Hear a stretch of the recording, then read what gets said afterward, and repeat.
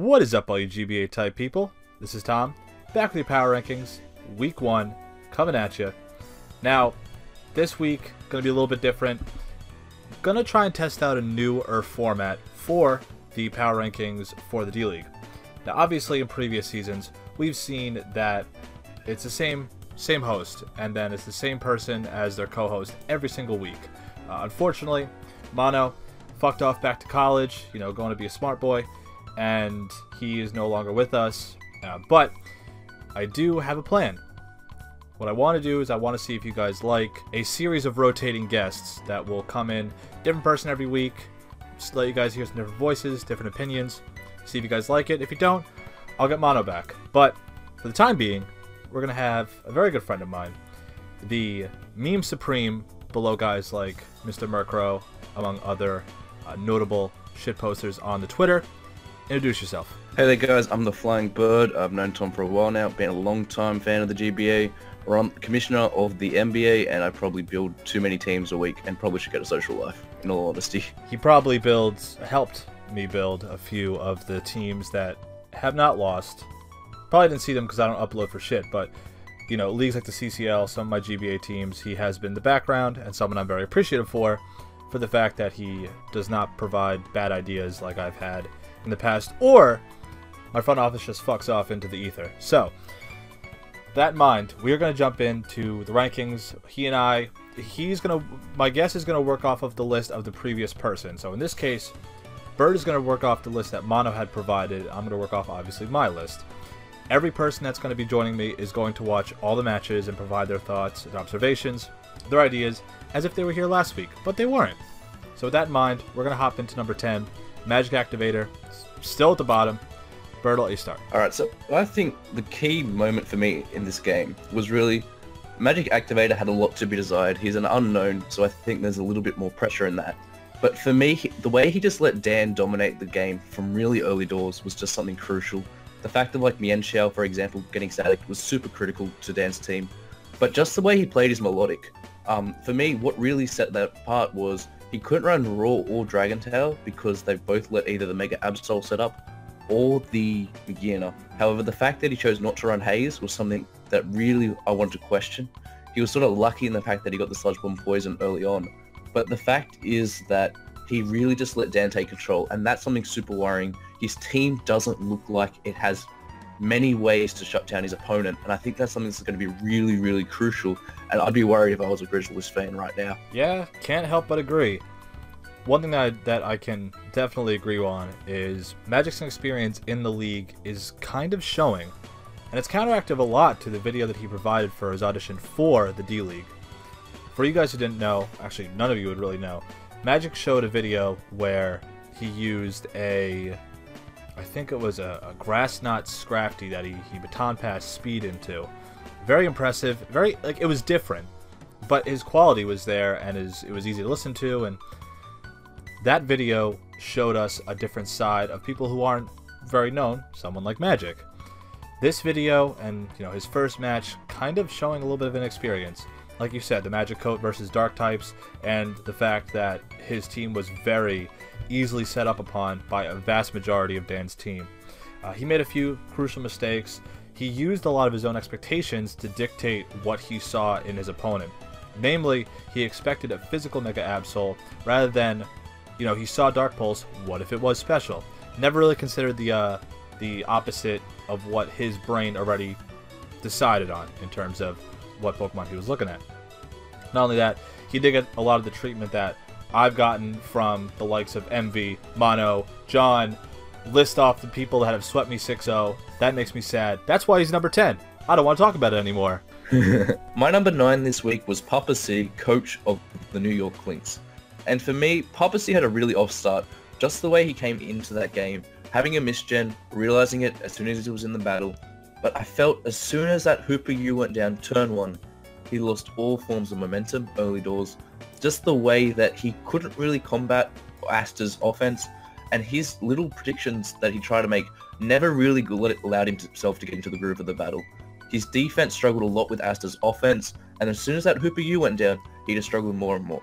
The real fault of this team, from my opinion, was just, I understand something like Felstinger is such a little tech, but at the same time, it does make sense. It's a quillfish, quills get needles, I would assume that it gets some form of a bug move. If not, worst case scenario, you look into your opponent's moveset and go, I wonder what it can hit me with. Feel as though as if he doesn't going to do that scouting each week, he's going to take a lot of losses in that regard because he's just going to be caught off guard by those simple techs. And also his team really doesn't have that structure. And I know that in the post-draft power rankings, we criticize that a lot, but I really struggling to see what the point of his team is. Something that I think you might agree with, his offense is very all or nothing, mainly in the fact that either Hoopa and Manaphy work out really well, or they don't, and it's just not a good look. And this is a prime example of that. Once the Fell Stinger landed, in terms of, Aster's tech, A, Quillfish is faster. B, he pretty much had to run a physical Hoopa U, otherwise it wasn't really going to be doing as much work as he might expect coming from a special Hoopa U. Even if he went for what it's called, Dark Hole Fury, whatever it's called, Black Hole Hyperspace Fury. That one. Even if he went for that, it still wouldn't have done enough damage to Oko, a Quillfish, especially at -1 attack. So already we're seeing Hoopa U having the same problem as Kieran Black. Too slow to outspeed certain things, and if it's Choice Scarfed, maybe doesn't have the killing power, or the necessary ability to switch up moves if it's needed to do so. It was actually a faster Hoopa U than the Quillfish. The Quillfish was sashed though, and that was the thing that caught him off guard. Right. The fact is, it didn't matter what move he went for, he was ultimately going to get bopped by the Fell Stinger. Oh yeah, and I 100% agree with that. I'm saying is that Hoopa U, in order to be faster than certain things, like Quillfish was innately faster at base, 95, 90? Basically, Quillfish, for being a little spiny fish, was fast enough to take advantage, and I think Aster read that almost perfectly. But besides that, a lot of things that we talked about in the draft breakdown, the fact that he's using Sandslash as his electric immunity, that's probably got to get changed. It's counter. He used it well, being AV Sandslash, but that's not really going to work every week. He relied on it, it worked, but counter to what we thought in terms of it not being his best check, it's got to change. People are going to start sussing that out real quick. Aster pretty much applied his offense entirely onto Papa C.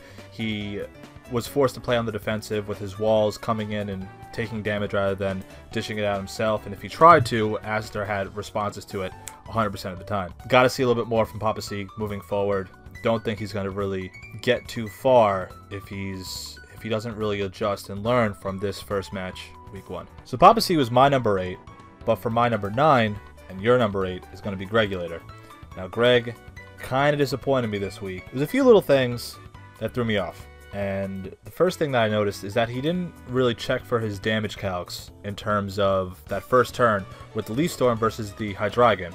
He believed that the Hydreigon was scarfed with some HP investment. Never really looked for the possibility of being AV. And I think kind of later on he realizes it, but a little bit too late. Something that I think he could definitely learn from and move on. Don't get me wrong, his team has potential, except the obvious problems being the speed, and there's offensive capabilities on the team, but it kind of falls short in terms of applying pressure against, at least this week, applying pressure on the other team, namely Randy kind of taking advantage throughout the majority of this match. It's kind of cool to see Golisopod actually doing things that isn't just dying. He did get the spikes up, it did have enough bulk to take on the Jellicent and to get out the emergency exit, properly, not unexpectedly like we saw in the GBA regular season. Besides that, a lot of his team got taken advantage of offensively and defensively by the combination of Tapu Koko as well as the Electric Seed Hawlucha. And it's kind of funny because he used that against me in the UBC when I played him. Bert? So I really feel like this was a really underwhelming game from Greg. If I was part of Greg gang at the moment, I'd be quite upset. We saw people like Leo and Aster, they have a little pixel sort of drawing on their thing, little ruler, helps them out, figure out things, and we saw that prep coming. Greg's a very, very well-known showdown battler. He has done a few Wi-Fi leagues, probably been out of the habit of it, but the fact that he didn't really calc each turn. Randy, to be fair to him, brought some pretty good sets. The Earthquake on AV Hydreigon, the Tapu Koko Z move, but I feel like when you look at it from Greg's perspective, there was still moments in that game that he could have won, and he didn't take them. Thinking that the Tapu Koko could come back in and die the next time it came in, that was a misplay. If he got the extreme speed, different game. I feel like as well, Greg never really took control of this match. The Nihilo went down, but that really just limited Greg. And I feel like that's the issue. His team is super limiting in the regard. Yes, he has some amazing offensive threats, like Celestial, Zygarde 50, Mega Gallade, but they didn't show up this week because something like Tapu Koko just wore it down too quickly. You know, Rotom Cut was very, very good for Volt Switch. However, every time he Volt Switched out, he was sort of then forced to bring it back in. And I think that's something that, as fans, we're going to see that a lot. And I'm really worried about it because Greg is a very good coach, very well regarded, but it was just not a good day to be part of Greg Gang. Now, obviously, you watched the draft analysis with Mono and I.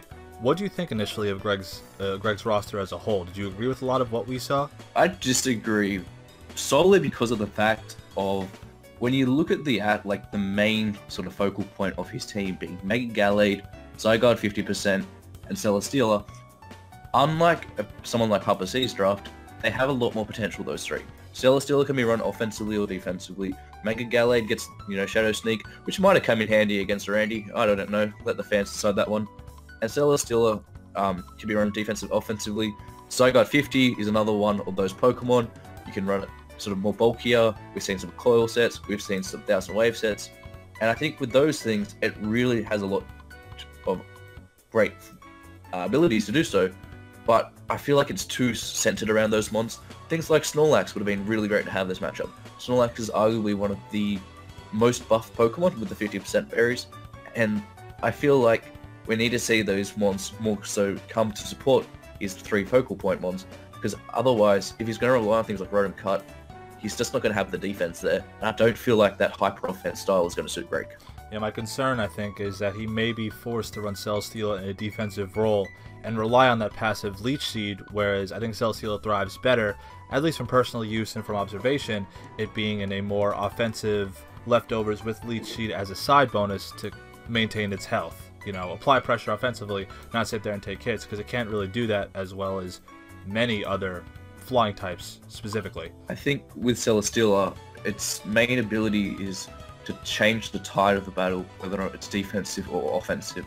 And I think in this battle, it was just overpowered by Tapu Koko. Yeah, I think you could say that about a lot of his team. We're going to move on. Next up, we have Jack of the Norwhip. Whip. Isn't the No Witch City? No, you see, the meme is I don't say his name right, so it's the Norwigington Skitty. Yeah, it's the No Witch City. I'll let you go first. Alright, so Jack's matchup against Abe this week was arguably fairly solid. Clefable, we saw today why it is a round 1 pick. One of our other D-League coaches would be very happy with round 1 Clefable. It was definitely a good week if you had it as your defensive mon of the week and your fantasy fans. The Volcarona, I feel, was set up way too early. I feel like going into these matches, a few of the mistakes our coaches made was that they just assumed too much. They may have seen a mon in a mock battle, they may have seen a mon brought before, may have looked up what a casual smoker set is. But I think until you do that initial scouting, you can't really assume anything. It's 2017, guys. Get with the times. You can't assume anything. The Volcarona was set up too early. The way he didn't really have any way to limit the rocks to let Volcarona maybe set up twice. And I feel like as soon as that Clefable went down, the momentum was lost. His offense of normal spam being the Mega Lock Bunny and Staraptor really struggled to break down Abe's team, especially after rocks were set up, because Staraptor with Reckless loves taking recoil, but doesn't love taking the rocks. And I think that was ultimately the fault of Don Fnatic's team. See, I think it's a little bit deeper than that. I feel like Jack's team was heavily pressured, not only by his opposing, or Abe's offense and pressure, but he played on the defensive. He forced things to take damage, namely the Clefable. Like, he kind of recognized that Acid Downpour was incoming, and he knew he could live regardless of the fact that he didn't have the Poison Reduction Berry, but in fact he had a Babiri Berry instead. Now, regardless of if that came into effect, if he had the different berry, he still would have been a reduced HP, and he still would have had to recover, which obviously would have been in Abe's favor, because then he can just continue to apply the offense. But more so than that, this team, and this is coming from, again, personal experience, this team has no plan. Yeah, it's nice seeing Staraptor, Volcarona, specifically Z Volcarona, and Megalopony on a roster, but when you don't have a plan or an effective means to get them going, Volcarona, regardless if it's a Z-Mon or not, needs that first turn to get going, especially with opposing Scarfers running around and plus base 100 Speedmons. Megalopony, if it's a subset or Power Punch set, Cosmic, Cosmic Power, or even just an all-out, high jump kick return set, there still needs to be a plan in place to get that offense going the right way, rather than forcing it when you're under pressure to do so. That, I think, was pretty much the name of the game for this whole match. He was forced to set up too early with Volcarona, or have it take damage that he really couldn't afford for it to do, especially with rocks up. And then Lopunny just kind of came in and did something, but didn't do enough. Late game, yeah, it came in, yeah, it lessened differential, but that Persian which we'll get to in a second, the Persian just handled Megalopony outright, especially, when it tried to go for Power Punch and set up as he needed to do so.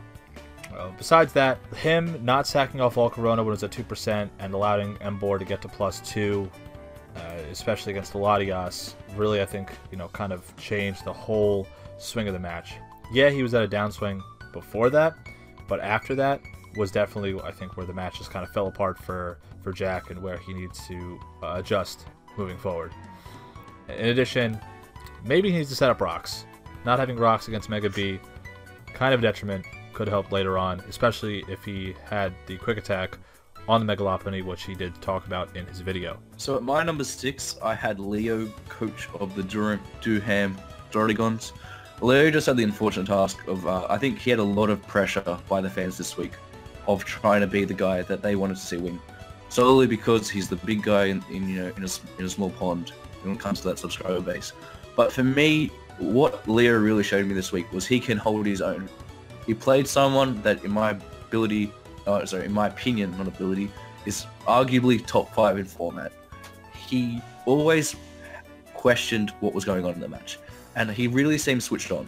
He made a few little times where there's few glaring errors, but like, for example, thinking that the Zoroark was a Mega Kang for starters, but at the same time, I understand why. However, I think, from memory, he revealed Focus Blossom Kyurem Black early in the match. One of the new Gen 7 mechanics is that Zoroark's disguise is sort of nerfed because of the whole super effective thing.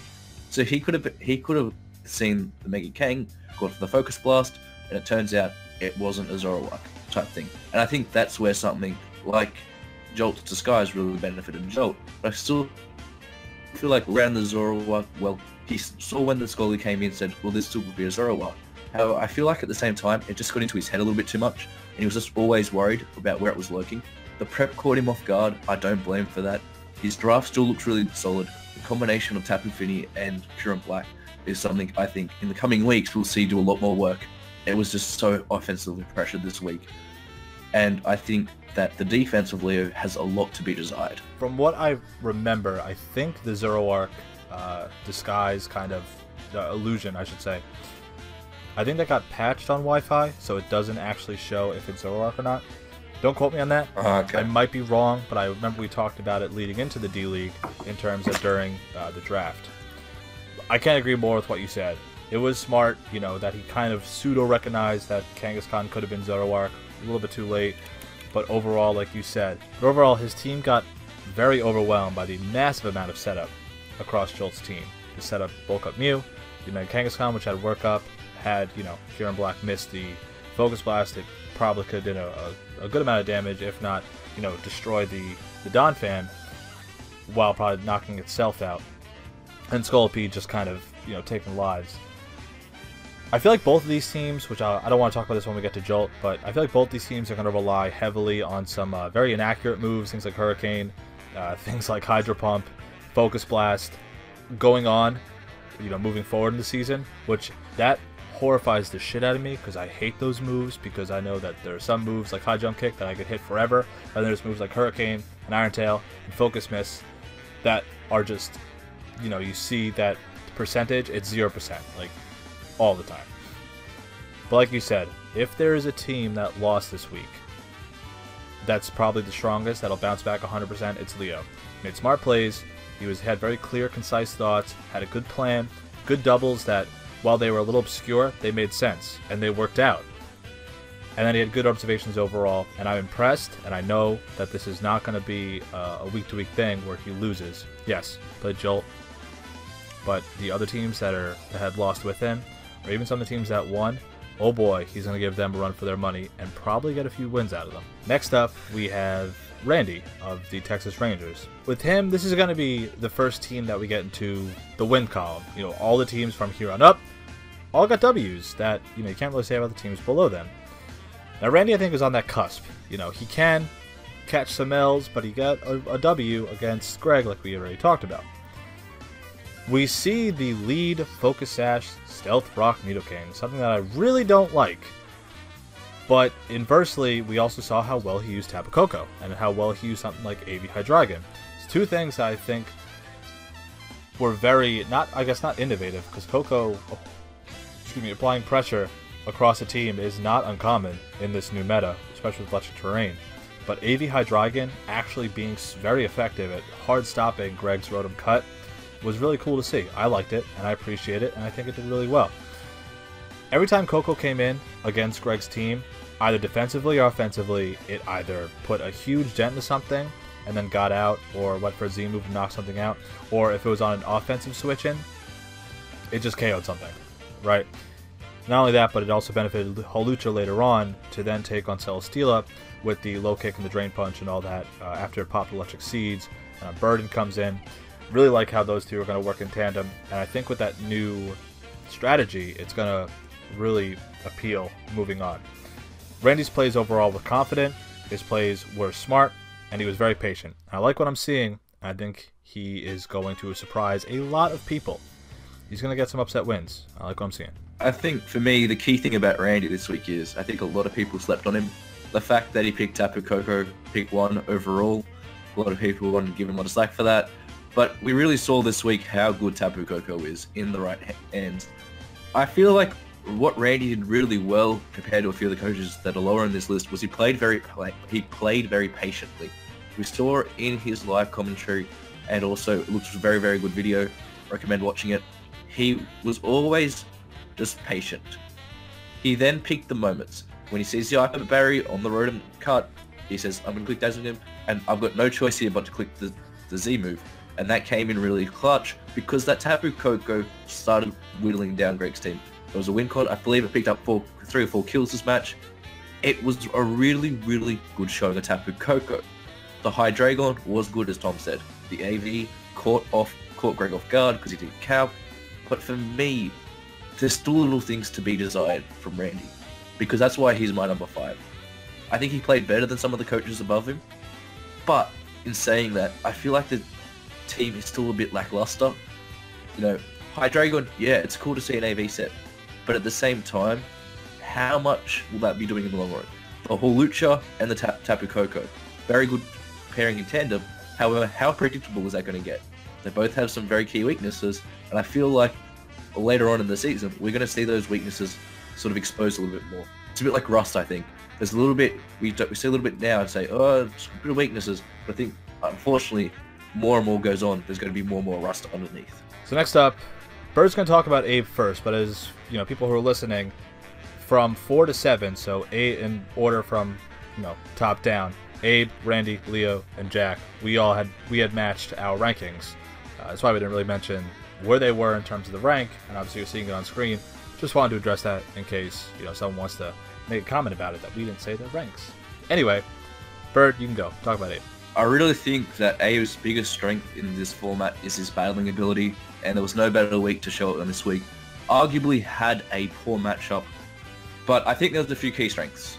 The Flame Charge Ember really just shifted the tide of the momentum of that match. The fact that he went for Flare Blitz early on and then comes in later and clicks Flame Charges twice, and just breaks Jack's team. This is something we're going to see from Abe a lot. Bit of setup, break down the team, and then he puts himself into a very strong position. The prep with the Lowland Persian was amazing. Comes in, end game, foul play, it beats a Mega Lopunny. What more do you want? A bit of an upset, you know. The dual typings of Abe's prep, I still feel like really limit him. The fact that he's got double poison and double fighting on his team really limits him. The Kamo, as much as people want to say it's a trash mod, I think did a really key job this match. It got the Clefable down to about 3%. so it could be revenged. And as soon as that thing was revenged, it really allowed Abe to take dominance. Specifically this week, his identification of having Embor as the one that's going to break down Jack's team, while also having Primarina is in that more defensive role, really came in clutch for him. And I really think that his team on paper is going to be questionable, but I feel like if he's going to prep like this every week and he's going to have both a bulk and an offense dynamic that are going to capitalize on his opponent, I feel like there's going to be a very good showing of Abe this season. I have nothing to add. I 100% agree with all of that. What you just said about Abe is kind of what I was harping on a lot in the draft breakdown, because, yeah, he does have bulk, but the offense is there, and it's a scary offense, and it's a very wide offense, and fighting and poison, like you said, they double up, sure, but they're good typings this generation. But besides that, yeah, offensive build, the pressure that he uses as pivots, really put Jack on the defense early, and I like the Flame Charge Embor. Once he got to +2, he knew for a fact he was faster than Latias at +1. Once he got to that point, he knew exactly what to do. He executed perfect. Not much to say more about Abe. Great job. From there, I am actually going to move Dan, you and I, actually, are going to move Dan down to 3. Now, it's not to say that he didn't do a good job getting the best differential win this week, but it kind of falls a lot onto his opponent. You know, Magic is the lowest guy on the rankings right now. He did play rusty. However, Dan did play well. He had a plan going in. He knew for a fact he had 2 Mons that could specifically get Calm Minds and facilitate them to Magirna in order to sweep. Magic's team was far too passive, and from the get-go, Dan recognized the fact that he could utilize a lot of setup, or even just Magirna, just one-on-one, take on his passive things such as Mega Venusaur and Melodic, and even his choice lock mons, things like Kartana, Mienshao, stuff like that, in order to get up shift gears once the Calm Minds were given to Magirna. Very good job at scouting. A lot of Magic sets were pretty much sussed out very early on. The Mienshao was figured out very early. He switched out, checking to make sure Kartana wasn't Choice Scarf. He wanted Darmanitan on the Smart Strike. Very good stuff. And I really like seeing Synchronize actually work in 2 ways. 1, as a Z move, and 2, to hit Kartana, as a regular move, because you really don't see that. I mean, I think I've only seen Synchronize used as a Z move on something like Jolteon, or just as a kind of like a meme move for later in the season when people stop caring. Bird? I really think that Dan, as a duelist, would be proud of that one. 5,000 life points, easy, take that bet to the bank. It was an easy match to watch if you were a Rose and Raidenburg fan. Aesthetically very pleasing, but at the same time he played very well. He was not baton pass on the Espeon, he was just Wish Protect. But I feel like what Dan's team really did well this week, and I mean this in the nicest way, everyone's talking about how busted Magirna is, and it's always going to have that focus on Magirna. What Dan really did was said, everyone's going to focus on Magirna this week. It's going to be everyone's MVP mon. But I'm really going to make the MVP in Star Shine being Mega Absol. As I said earlier on in the video, the fact that with Dan's team, it limits phasing options. You want to run Raw against one of my Baton Pass users? You can't. You have to rely on Dragon Tail. And if you're going to bring Dragon Tail, you then can't beat my Magirna. And those assets of the team are going to come along really nicely. The combination of hazards to break down Magic's team, and also Stunfisk, I think, was another undisputed champion. Sets up rocks on a Mega Venu, comes back later into Mienshao. Dan played really nice with his scouting, and I think that's something that a lot of people are going to underestimate. The fact that he switches his Magirna in on the Kartana to take the Smart Strike was a very, very nice play. And I think the Melodic was the setup fodder, and the reason why he's only lower, as Tom said, was his opponent just let him get to that stage. I feel like my 1 and 2 really had to earn that win. I have him above Abe because I really like the look of Dan's team on paper. Just the core of Magirna, Garchomp, Licky, Tangrowth are something that has a lot to be built around. I think that's going to come more to fruition in later weeks. Oh boy. So, because I enjoy arguing, we are not going to talk about one of these 2 coaches first. We have 2 coaches, Jolt and Aster, left. we're going to talk about Jolt first because I think you and I can agree on a lot of things. So, you talk about it first. Alright, so Jolt's my number one this week. I'm suffering a real Oedipus complex. I know, I have a hot mom. Jolt's prep this week. Oh, baby. If you're a Toronto Raptors fan, there's a few dunkings this week. He played absolutely out of his skin. His video matched his prep, in all honesty. So easy to watch. Loved it. I thought it was going to be on a movie cinema. I bought some tickets. Was going to bring all my friends with me, go to movies and watch that Jolt battle. He played really, really well. I feel bad for Leo. He just got that Jolt masterclass this week. Jolt surpassed my wildest expectations. If you said to me, Jolt's going to have the perfect week 1, I wouldn't imagine it was perfect as that. Played really, really well. The Mew was king.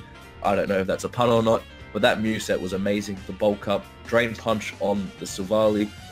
I feel like he never really let Leo get into the group battle. The turn 1 prediction really set Leo back, and he plays those mind games excellently. Does it really, really well. The fact of the matter was, Jolt's team on paper, not many people giving props to.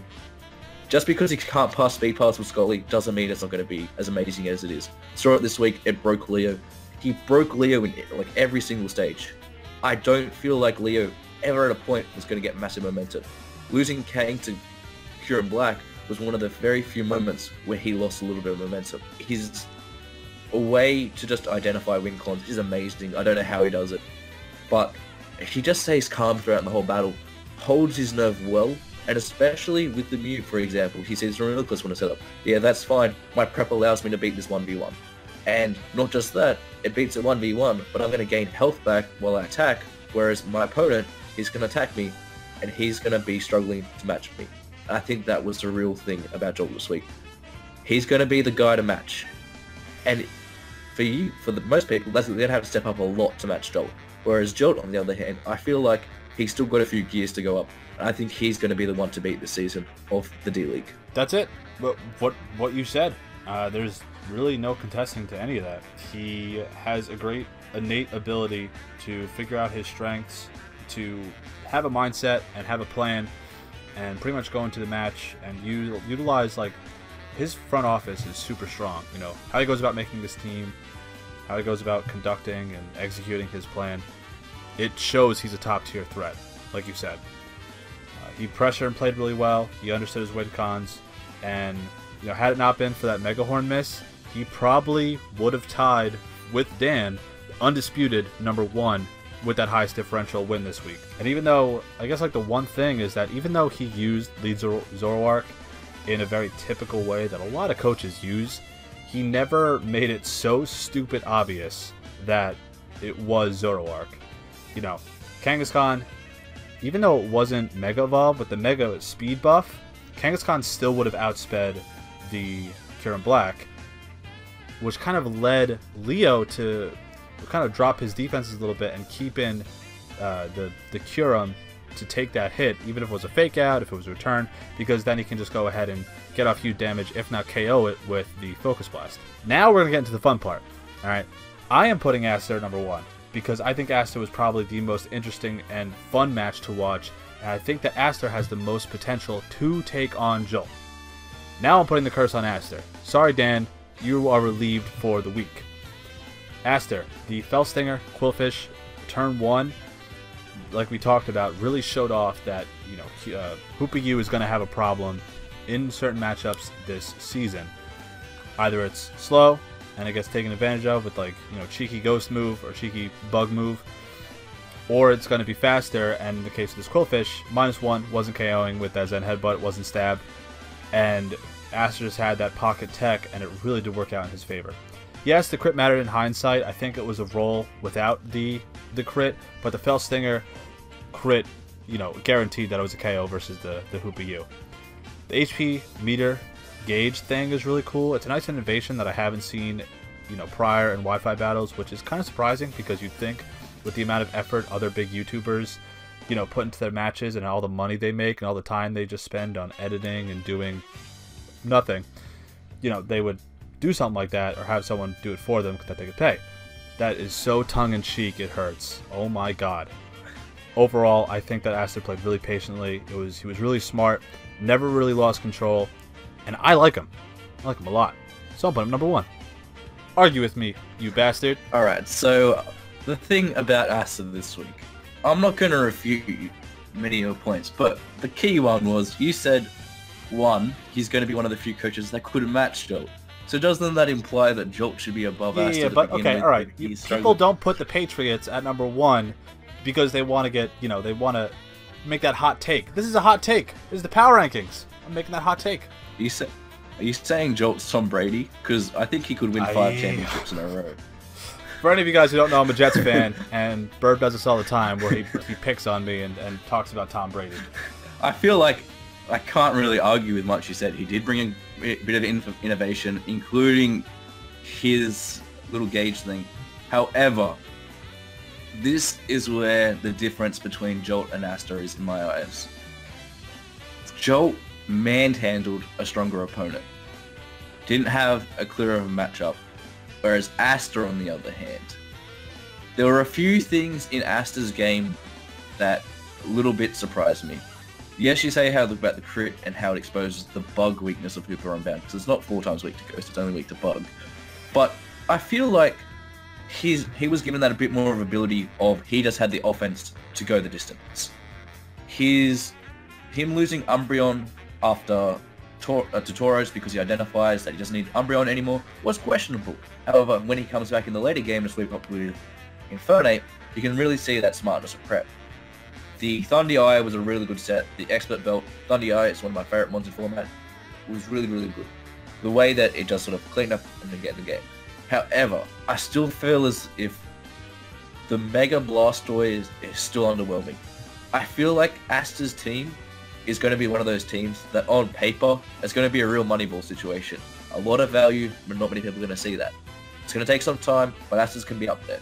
But I feel the biggest limiting factor of Asta is I don't see his team every week doing the same amount of damage as Jolt does. You said that a Mega Horn saved Leo, a Mega Horn did save Leo from a 5-0 loss. But there was never a point in that battle with Asta that you thought, shit, he's going to win big here.